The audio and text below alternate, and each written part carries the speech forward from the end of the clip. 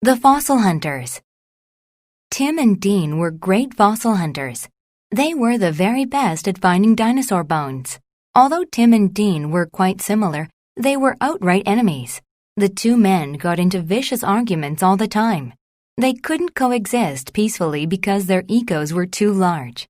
Tim thought he was the best fossil hunter, while Dean was sure that he was much better than Tim.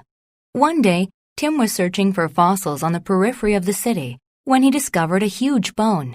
He had never seen anything like it. He took a shovel and carefully excavated the dirt around it. As he dug, he uncovered more jagged bones. He realized that he had found an entire dinosaur skeleton. Tim couldn't conceive a plan to remove the huge skeleton all by himself. Such an endeavor would be too arduous. He needed help. He tried to think of people who would be capable of helping him remove the skeleton without breaking it. The only person Tim could think of was Dean, his enemy. Tim ran into the city to find Dean. Tim found him and said, "Dean, I found the skeletal remains of a huge terrestrial animal, but I can't get the skeleton out by myself. Will you please help me?" Dean thought that Tim's claim might be dubious.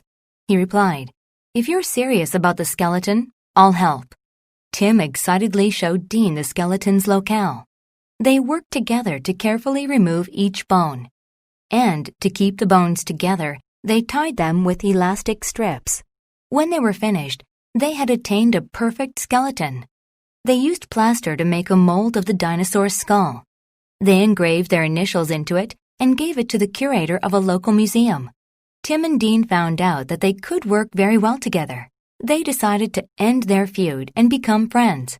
By combining their talents, the men became even greater than they were before.